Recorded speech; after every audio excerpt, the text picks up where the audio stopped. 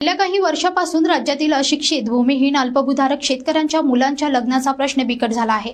शेतकरी शेतमजुरांच्या मुलांना लग्नासाठी मुली मिळत नाहीयेत.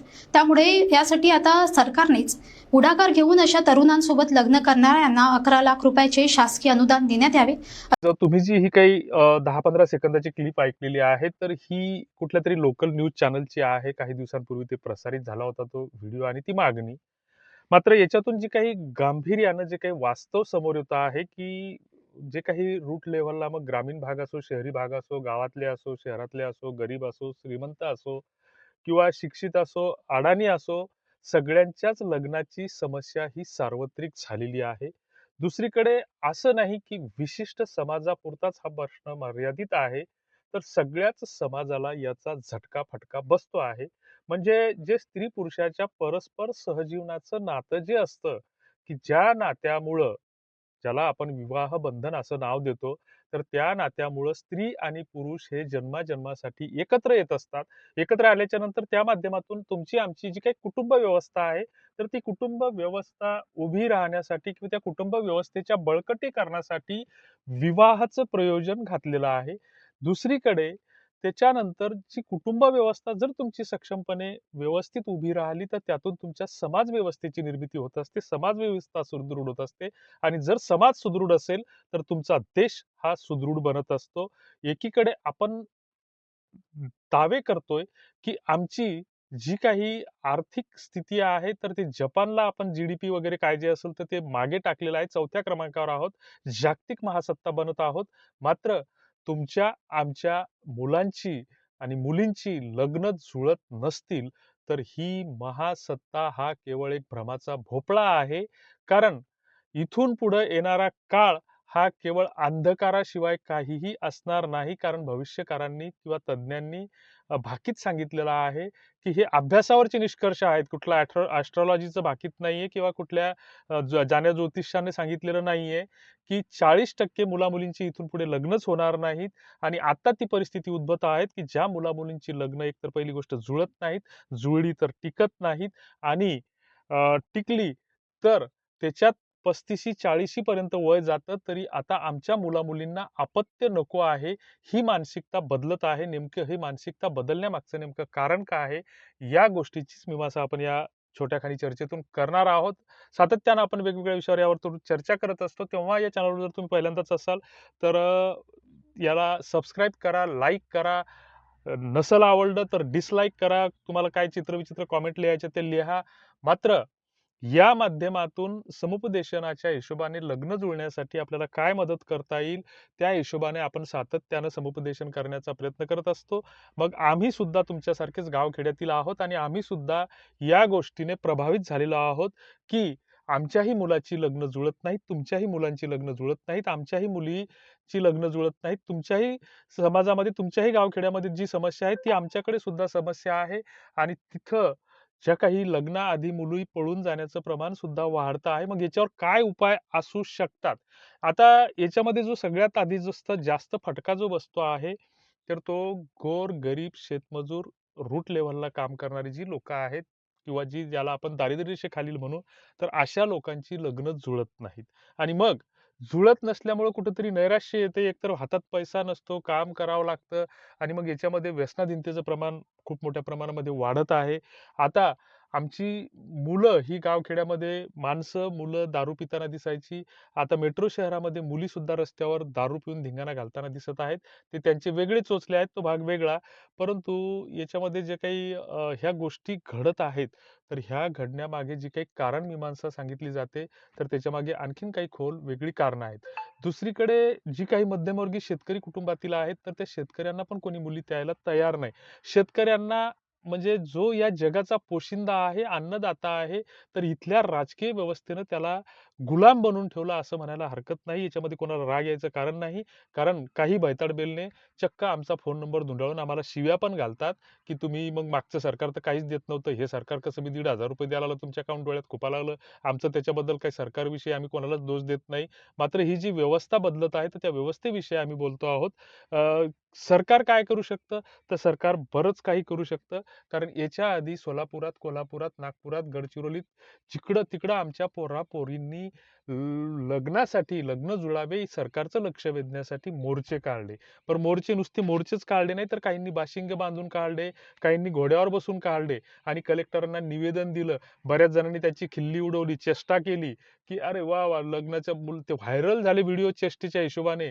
म्हणजे बऱ्याच लोकांसाठी तो विरंगुळा झाला. श्रीमंताची लग्न जुळतात, नाही जुळत आम्हाला ते माहीत नाही. परंतु गोरगरिबांची ही जी काही 70% समाज आहे, तर तो या समस्येने पिडलेला आहे, पिचलेला आहे. तर त्यांची लग्न जुळणं हा महत्त्वाचा विषय आहे.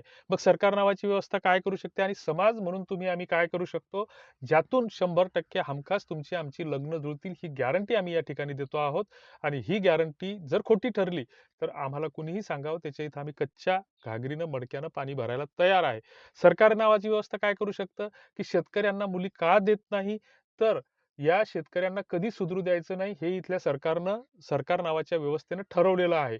कारण हा आत्ताचाच काळ नाही, तर सुरुवातीपासूनचा काळ तुम्ही लक्षात घ्या, की ज्यावेळेस आमचा शेतकरी उपासमारीनं मरत होता, दुष्काळाच्या खाईत लोटला होता. 70-72च्या सालामध्ये दुष्काळ ने सगळा महाराष्ट्र होरपळला होता आणि त्याची सगळी झळ महाराष्ट्राला बसली होती. त्याच्यानंतर हरित क्रांती वगैरे बऱ्याच गोष्टी आल्या आणि शेतकऱ्यांच्या उत्पादनामध्ये मग जे काही संकरित वाणं, बियाणं वगैरे आले, औषधा खताचे जे काही शेतीविषयक तंत्रज्ञान आलं, तर त्याच्यातून शेतकऱ्यांच्या उत्पादनामध्ये वाढ होत असताना, कापसाचं उत्पादन आमच्या विदर्भाच्या पट्ट्यामध्ये होत असताना, वऱ्हाड आणि सोन्याची कुऱ्हाड असं म्हटलं जात असताना, त्यावेळेस सरकार नावाच्या व्यवस्थेने एकाधिकारशाही सुरू केली.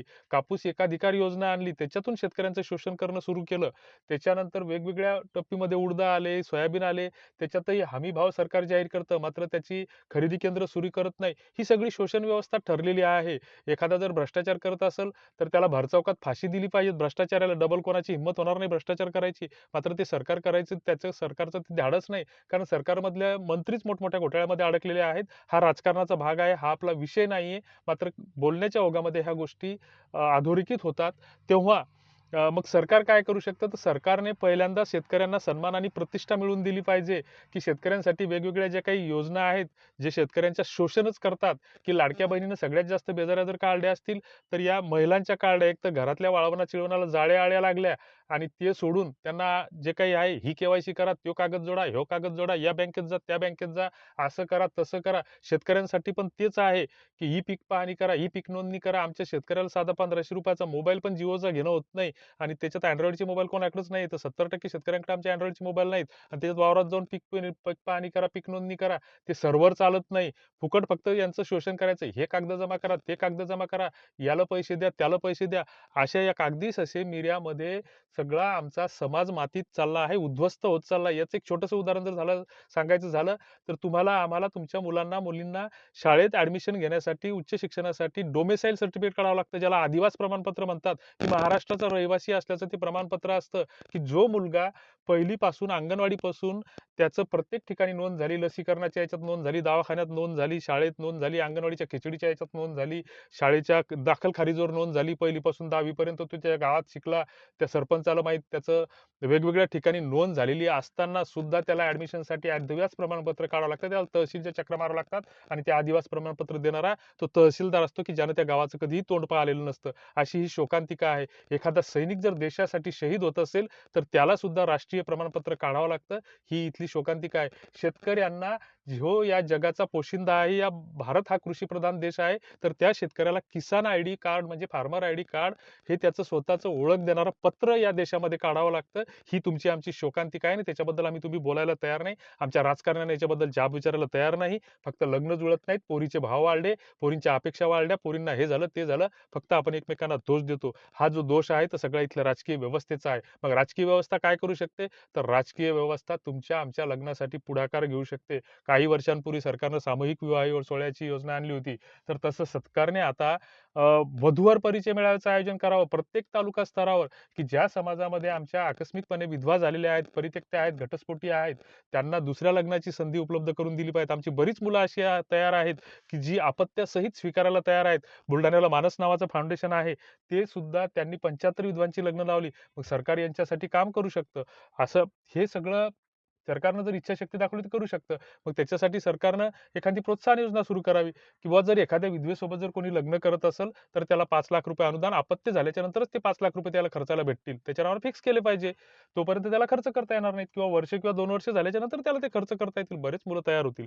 दुसरीकडे जर गोरगरीब एखाद्या शेतकऱ्यासोबत जर कोणी लग्न करत असेल, तर त्याला सुद्धा ₹5,00,000 अनुदान द्यायला काय सरकारला काय धाड भरली का? काहीच नाही. सरकार हजारो कोटी रुपयाचे घोटाळे करतं आणि याच्यासाठी सरकारकडे पैसा नाहीये का? आम्हाला टॅक्सच्या माध्यमातून लुटलं. मग हे करायला सरकारला काहीच जात नाही.